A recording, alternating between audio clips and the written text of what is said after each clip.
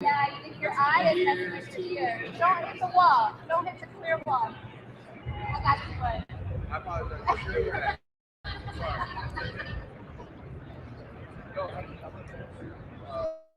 Hey, what's happening? This is Steve Walls. We're back here live from Radio Row, Los Angeles. No, you got to wake up, man. We got a lot of guests coming through. Hey, we're here with another friend of the show, guest Cam Rogers. Cam, how are you, man? What's going on, guys? This is like the ultimate entourage. I love it. I am like with such a crew right now, ready to rock. Now, Cam, you're of course the marketing director of the League Podcast Network. You also have your own podcast. It talks about sports betting. Yeah, Lock It In with Cam Rogers. It started out as a golf betting show, and I figured, why not expand a little bit into football and what have you? It's so interesting, guys, how 2 years ago, betting was like so taboo. Like the NFL didn't want to touch it or anything like that. And now it's very much part of who we are as media people in the sports world. It's so interesting. And so my friends call me Cam Rogers. So maybe just do the exact opposite of what I say on this show. But it's a lot of fun to show. Now, how did this show come about? Did you just like, all right, I'm going to head out to Vegas one weekend and start sports betting, or how'd that work? Well, I always had a passion for fantasy sports, number one, but I started to realize that the enthusiasm around sports betting is a lot higher now, and I honestly think sports betting is going to overtake fantasy sports at some point in terms of purchase and what have you, especially as more states open up legally, right? Federally, it's legal, and more states are starting to work their way through. So I think that that's one thing. Obviously, my number one passion is being on air and talking in front of crowds and people and what have you. So that and sports betting is a perfect marriage. Now, Lock It In with Cam Rogers. What can people expect to see on your podcast? Yeah, so I do 3 episodes a week. First episode is the golf show with my co-host Bridget Whalen, works for the USGA, very in tune with PGA Tour players, friend with Kevin Kisner and all that stuff. So she's like an insider for me. And then second episode is always an interview with somebody in the industry or something like that. So it's best bets with insert name here. And then Fridays, I do a 10-minute, 10 best bets episode. So easy, consumable, and then you're on your way for the weekend of betting.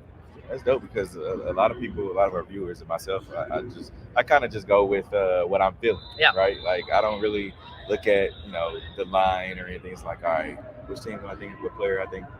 So it's a gut feeling.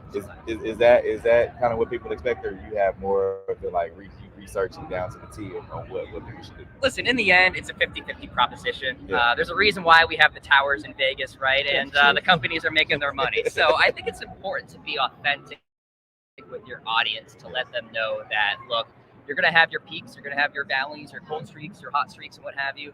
And I think that's important, number one. Number two, yeah, I try to get analytical as far as picking the games and what have you straight up. And then, for props, that's more of just a gut feeling thing, especially like who's going to be shown first in the game, Kim Kardashian or Leonardo DiCaprio? Go Kimmy K. That's good value at plus 500.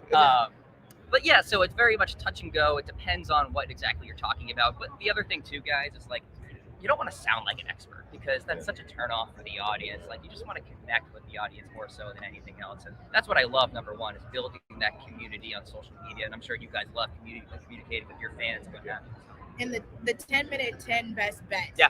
That caught my eye. So give me an insight on some of your favorites and like the outlandish ones, even if it is like a crazy bet. Yes. So I'm going Rams -4 in this matchup. Very simply, I'm looking at the line of scrimmage, guys, and I think that the Bengals' offensive line is so bad in pass protection, and despite that, Joe Burrow has been fantastic. But eventually, those hits psychologically affect you, especially when they're coming from like Aaron Donald. You know what I mean? So that's when the turnovers happen and all that jazz. Then on the other side of things, I think the Rams are going to run the football effectively. The Bengals have been just Swiss cheese on that front line so far in this playoffs. The reason why the Bengals are here, and I hate to use the word luck, they're taking the ball away. They're taking the ball away at a high rate, and a higher rate than they were on average during the regular season. So call me crazy, but I think regression to the mean is coming for the Super Bowl. So I like the Rams -4. I like the first half under 23.5 points. I think Stafford and Burrow get off to slow starts in this one. I can see that happening. I mean, this is like a new atmosphere for both of them. So I think that's a pretty safe bet. As far as props are concerned, Jamar Chase hit the over on everything. Targets, receptions, yards. I think he's in for a big game. I think he's going to get a lot of volume. And then Cooper Kupp, Super Bowl MVP. I think that could be the play as well. I like that. Yeah. Though. Like because just the way Cooper's been playing, right? I mean, been balling. So why wouldn't you? But I can also throw one at you right here. What do you think about like Aaron Donald or Von Miller? I think there's some serious value there. Yeah. I think Aaron Donald is like 11-1 to win the Super Bowl MVP. So Really? I think it's worth a sprinkle. If you're going the Bengals route, like if you're picking the Bengals to win outright, parlay that with Joe Burrow Super Bowl MVP because he's going to be the reason why they win. Yeah. So I think that's a safe play too. But yeah, I'm on the Rams. I'm on Cooper Kupp. I love Aaron Donald too. I don't think Stafford's going to be the reason why the Rams win. I think he's going to be more of a manager type of role, if you will. So that's how I see it. How do you think about what's the odds on OBJ? You know, they're probably fairly long. I think it's worth a sprinkle as well. And, you know, obviously a lot of defensive attention will be on Cooper Kupp. And so that could pave the way for Odell Beckham Jr. How about this? This is like the ultimate middle finger to the Cleveland Browns for Odell Beckham Jr. playing in the Super Bowl. And if he wins the Super Bowl, it's even worse. I like the Cooper Kupp, not pick. I like the Joe Burrow pick.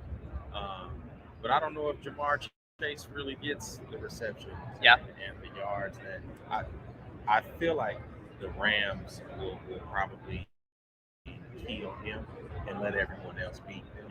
Right. But I mean, you never know with that because I'm just seeing the rookie and the young quarterback. I think they're key on him, especially from a defensive standpoint.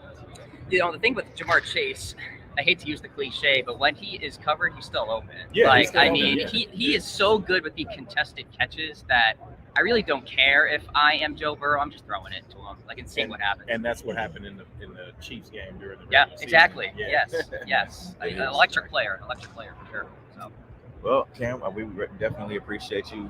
So you got the favorite winning. I do. I'm going with the Rams -4, Okay. so that means Bengals +4. Dead on it, folks. That's how you make your money. All right, that was Cam Rogers. We'll be back here with more guests here live from Radio Row in LA.